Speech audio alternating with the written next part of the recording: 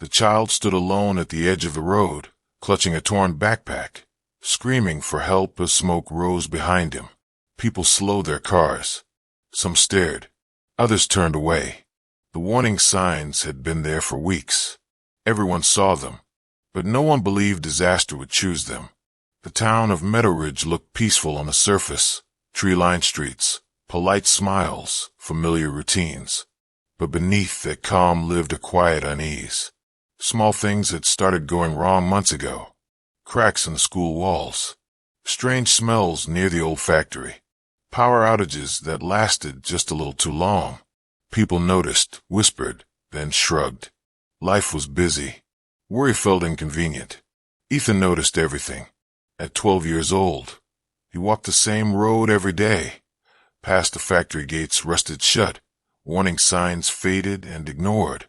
His mother, Clara, always squeezed his shoulder when they passed. "Don't stare," she'd say softly. "Some things are better left alone." But Ethan couldn't stop looking. He felt it in his chest, a sense that something wasn't right. At home, Clara worked double shifts at the diner, exhaustion lining her face. She heard the rumors too. The workers coughing, the pets getting sick, the complaints filed and dismissed. They wouldn't let anything bad happen, she told herself at night, clinging to reassurance because fear was heavier than hope. One evening, Ethan showed her a flyer he'd found, evacuation recommended. She stared at it, then folded it carefully and placed it in a drawer. "Probably a mistake," she said, forcing a smile. "We'll be fine." Outside, the factory lights flickered on, though no one worked there anymore. Ethan watched from his bedroom window, heart pounding, wondering why warnings always arrived before disasters, and why people waited for proof before believing them. The first real warning came on a Tuesday morning. Sirens wailed briefly, then stopped. Children froze in school hallways. Teachers exchanged nervous looks. 10 minutes later, an announcement crackled through the speakers. False alarm. Resume classes. Relief swept through the building like a sigh. But Ethan noticed the way his teacher's hands shook as she erased the board. At lunch, kids joked about it. "Maybe aliens," someone laughed. Ethan didn't laugh. He remembered the flyer, the smells, the way birds no longer perched near the factory fence. When he told his best friend Noah, he felt scared. Noah shrugged. Adults would do something if it was serious. That sentence echoed all day. That evening, Clara coughed through dinner, rubbing her chest. "Just tired," she insisted. Ethan watched her closely, fear tightening his stomach. He asked again about leaving town, just for a few days. Clara sighed, pulling him into a hug. "We don't have that kind of money, sweetheart, and no one else is leaving." That night, the ground trembled, barely noticeable, but real. Glass rattled. Ethan sat up in bed, heart racing. Across town, people felt it too. Some paused. Some prayed. Most rolled over and went back to sleep. The warnings were no longer whispers. They were knocking. Still, doors stayed closed. By Friday, the air felt heavier, like breathing through damp cloth. The sky carried a strange yellow tint that made people uneasy without knowing why. Clara's cough worsened. Ethan begged her to see a doctor, but she waved him off. "Everyone's sick lately," she said, though her eyes betrayed doubt. At the diner, customers complained of headaches and nausea. Someone mentioned filing another report. The manager scoffed. "Those reports go nowhere," he said. "Why stir panic?" That word, panic, kept everyone silent. Ethan walked home alone that afternoon when the second siren screamed. This time it didn't stop. People poured into the streets, confusion rippling like shockwaves. Then the siren cut out abruptly, replaced by silence so thick it hurt. A loud crack echoed from the factory. Ethan ran. He burst into the house to find Clara collapsed on the kitchen floor, gasping for air. "Mom!" he screamed, dropping to his knees. Her skin felt cold. Her eyes fluttered. Smoke began creeping in through the vents, invisible but deadly. Outside, emergency vehicles hesitated at blocked roads. Officials argued over protocols. No one wanted to be responsible for calling it too early. Ethan dragged his mother toward the door, coughing, crying, terrified. As he stepped outside, he saw neighbors watching from porches, some filming, some frozen, some whispering. "It's happening." They had seen the warnings. Now they were watching the consequences. The explosion came like a scream tearing through the sky. A violent roar followed by heat, so intense it knocked Ethan to the ground. The factory erupted, sending smoke and debris spiraling upward like a dark monument to denial. Ethan crawled, pulling his mother with everything his small body had left. His lungs burned, his vision blurred. People finally ran, but in every direction, panicked and unprepared. Sirens returned, louder now, frantic, too late. A stranger tried to help, lifting Clara, shouting orders Ethan barely heard. Ambulances struggled through block streets. The town that once moved slowly now drowned in chaos. At the hospital, doctors rushed Clara away. Ethan stood alone in the hallway, shaking, his clothes stained with soot and tears.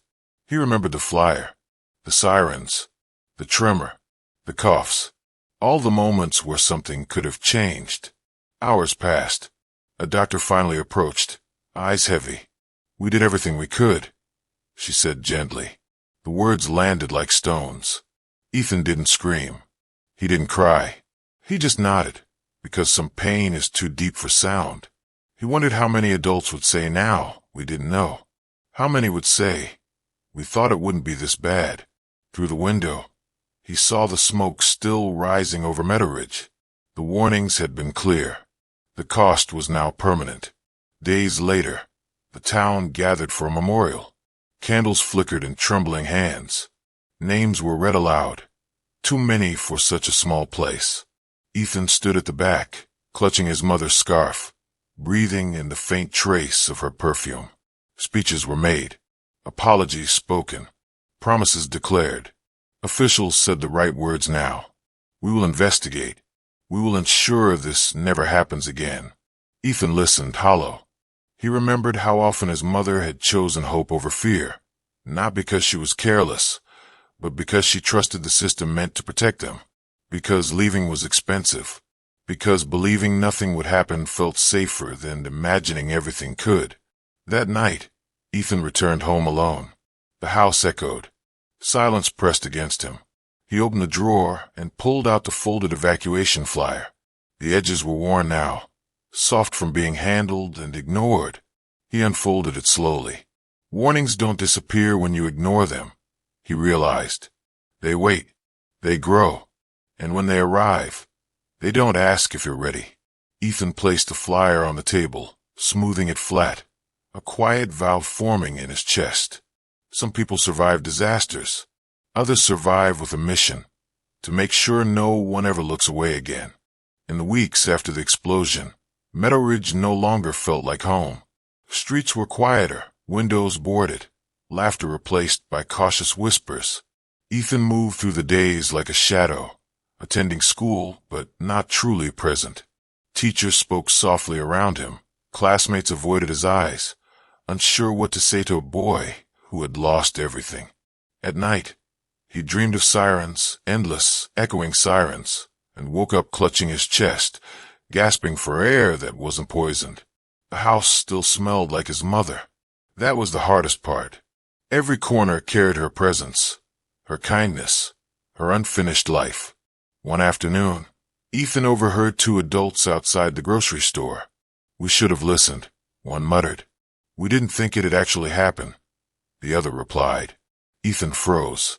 Those words replayed in his head over and over. Didn't think. Actually happen. As if disaster needed permission. As if warning signs were suggestions instead of truths. A woman named Mrs. Hale, retired nurse, began checking on Ethan daily. She brought soup, sat quietly with him, never forcing conversation. Her kindness felt unfamiliar but necessary, like warmth after a long winter. "You're not alone," she said one evening. Ethan nodded, though inside he felt impossibly small. He wondered how many people would return to normal life now that the danger had passed. How many would forget? He promised himself he wouldn't. The investigation dragged on, tangled in paperwork and blame. Officials argued over responsibility, while families waited for answers that felt painfully delayed. Ethan attended hearings with Mrs. Hale, sitting silently as grown-ups debated technicalities that meant nothing to a child who had lost his mother. One engineer testified about outdated safety systems. Another admitted reports had been ignored. Ethan clenched his fists. Every sentence felt like another confirmation of what he already knew. After one hearing, a reporter approached him. "Do you want to say anything?" she asked gently. Ethan hesitated. His voice trembled when he finally spoke. "My mom believed you'd keep us safe," he said. "She trusted you." The clip went viral. People across the country watched a boy speak truths adults had buried. Messages poured in, apologies, confessions, shared regrets. Some thanked him. Others admitted they had ignored warnings in their own lives. Ethan didn't feel proud. He felt tired. That night, he wrote in a notebook Mrs. Hale had given him. He wrote about fear, about trust, about how adults often confuse comfort with safety. He wrote about how warnings are acts of kindness, not inconveniences. For the first time since the explosion, he slept without dreaming of sirens. His grief was still heavy, but now it had direction. Spring arrived slowly, bringing fragile signs of renewal. Flowers bloomed near the memorial site, planted by hands still trembling with guilt and sorrow. Ethan visited often, sitting quietly beneath his mother's name etched in stone. One day, a group of children joined him. They had lost parents too. They didn't speak much, didn't need to. Shared pain required no explanations. Together, they began leaving notes on the memorial. Messages like "We remember" and "Never again." Ethan added his own, "Listen next time." A local teacher invited Ethan to speak at a school assembly about safety and awareness. His knees shook as he stood at the podium, staring at faces that reminded him of who he used to be. "Warnings exist because someone cared enough to notice," he said softly. "Ignoring them doesn't make them disappear. It just makes the damage bigger." The room was silent. Afterward, students hugged him. Some cried.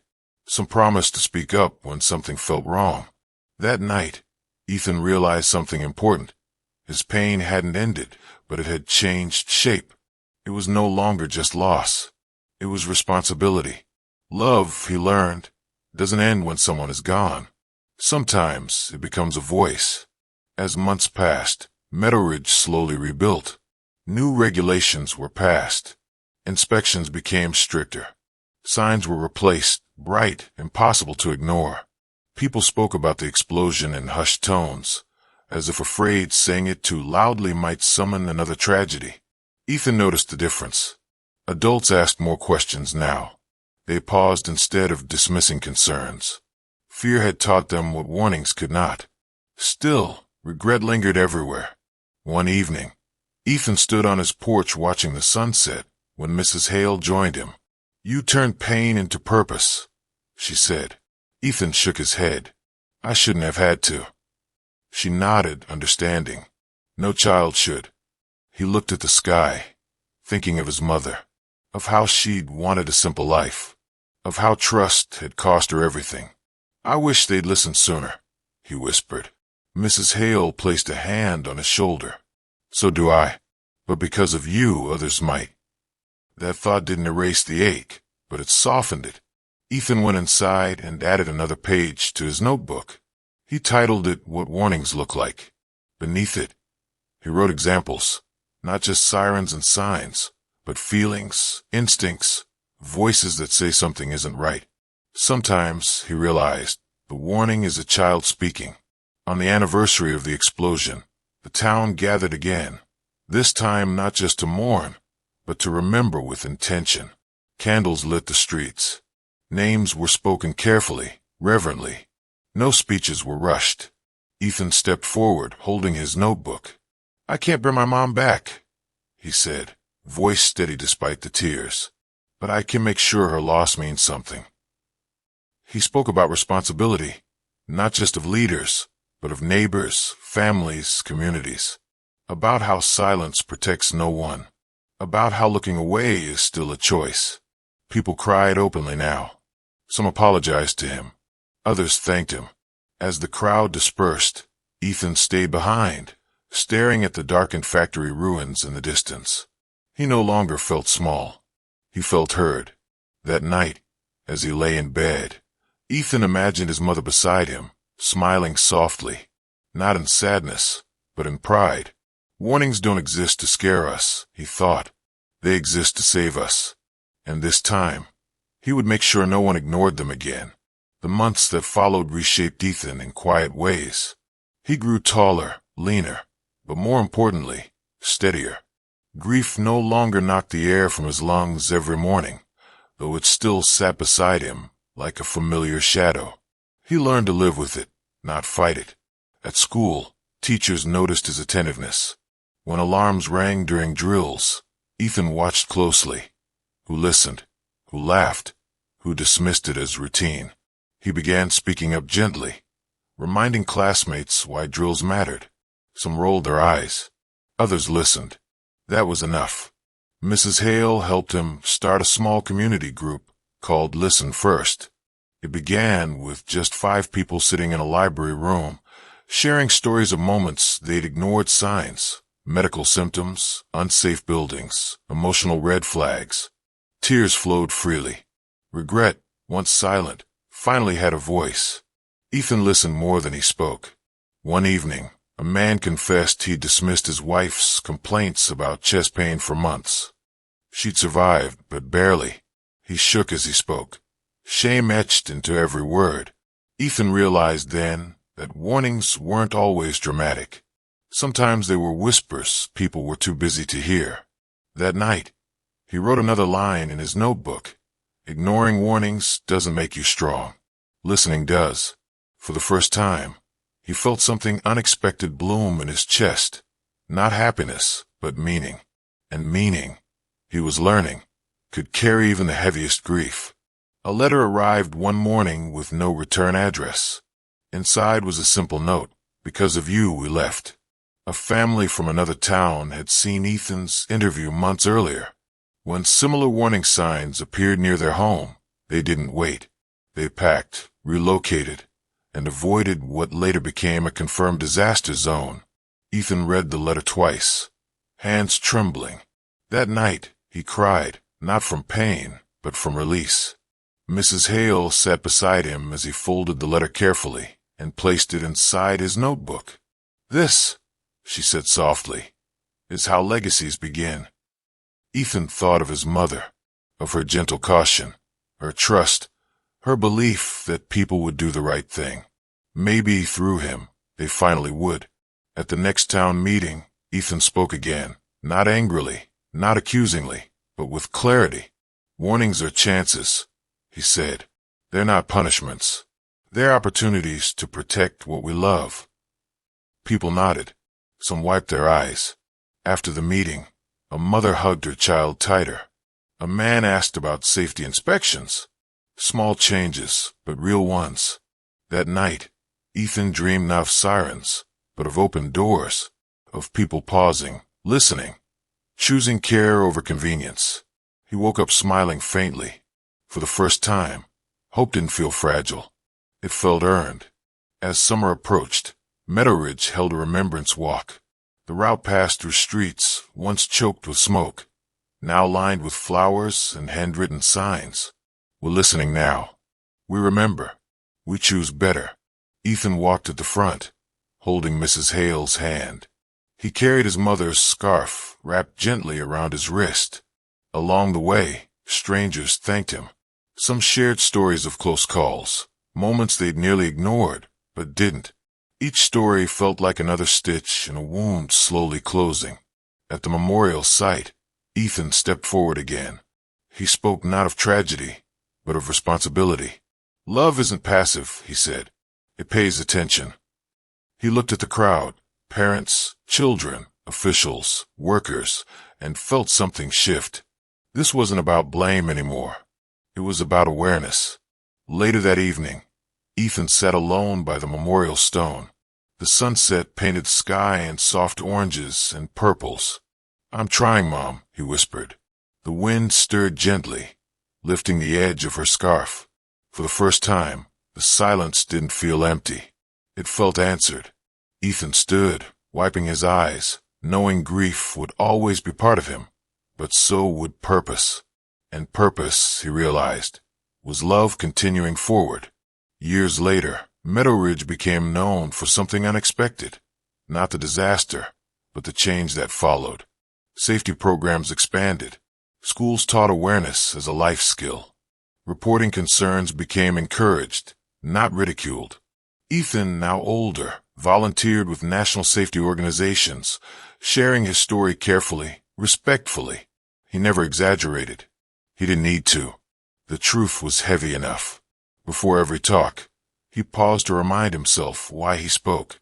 Not for recognition, but for prevention. One evening, after a long presentation, a small boy approached him, eyes wide.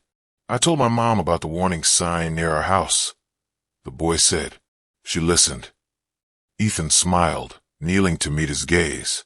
"That was brave," he said. Driving home, Ethan thought about how cycles break. Not all at once, but through moments like that. One voice, one choice, one person refusing to look away. He opened his notebook, now worn and thick with pages, and wrote, "Second chances don't erase the past. They honor it." For the first time, Ethan allowed himself to imagine a future not defined by loss, but shaped by what he'd learned. The warnings had changed his life. Listening had saved others. On the final page of his notebook, Ethan wrote a letter to his mother, to the town, to anyone willing to read. "We didn't lose you because we were careless," he wrote. "We lost you because we believed silence meant safety. I won't make that mistake again." He placed the notebook beside the memorial one last time, not as an ending, but as a passing of responsibility. People would always face warnings, emotional, physical, moral. Some would be inconvenient, some uncomfortable, some terrifying. But now Ethan knew. Choosing to listen was an act of love. As he walked away, sunlight breaking through the clouds, he felt something close to peace. Not because the pain was gone, but because it had purpose. He whispered a quiet promise into the air. "I won't look away." And somewhere deep inside, he felt certain his mother heard him. Years later, when Ethan returned to Meadow Ridge, the town felt different. Familiar, yet transformed. The factory ruins were gone, replaced by a quiet park filled with trees and benches engraved with names. Children played where smoke once rose. Life had reclaimed the space, but it had not erased the memory. Ethan walked slowly, fingers brushing the engraved stone bearing his mother's name. He remembered the boy he once was, small, frightened, unheard. He honored him silently. People recognized Ethan now, not as the child from the tragedy, but as the voice that followed. A woman approached him with her daughter, whispering, "This is the man who taught us to listen." Ethan smiled gently, though humility kept his eyes low. He knew the truth. He had simply refused to forget. That evening, he spoke at a community gathering beneath open sky. "Warnings don't exist to control us," he said. "They exist to protect what we love." Faces nodded. Some cried quietly. Ethan felt something settle in his chest, not relief, but closure. The kind that doesn't erase pain, but gives it meaning. As night fell, he looked up at the stars and whispered, "We listen this time." And for the first time, the past did not echo back with regret. It answered with peace. Later that night, Ethan sat alone on a park bench, the cool air wrapping around him like a memory. He thought about how easily everything could have been different, how a single choice, a single pause, might have saved so much pain. Regret, he realized, was not the enemy. Silence was. He pulled out a letter he carried folded in his wallet. His mother's handwriting, found years later among old papers. Trust your instincts, it read. Love notices things others ignore. The words broke him open again, but gently this time. He remembered her kindness, her exhaustion, her hope that systems worked because people cared. She hadn't been naive. She had been human. A group of teenagers passed nearby, laughing. One pointed to a safety sign and said, "Hey, didn't that guy help change those rules?" Ethan smiled to himself. He didn't need recognition. Knowing that awareness had become habit, that listening had become normal, was enough. As he stood to leave, he realized something powerful. Tragedy may introduce the lesson, but choice decides whether it's remembered. Ethan walked away knowing the warnings no longer stood alone. They had found voices. Ethan's work eventually took him far from Meadow but the lesson traveled with him. In every city, every room, he spoke not of fear, but of care. He told stories of small signs overlooked, of moments where listening changed outcomes. Sometimes people resisted. "We don't want to live in fear," they said. Ethan nodded. "Neither do I," he replied. "That's why we listen, so fear doesn't get the final word." After one talk, a woman stayed behind, trembling. She told him about her son's worsening headaches, how she'd been brushing them off. "I won't ignore it anymore," she said through tears. That night, Ethan sat in his hotel room, staring at the ceiling. He thought of how many lives were quietly rerouted, not by sirens, but by awareness. He understood now. Warnings are love's earliest language. We feel them before we understand them.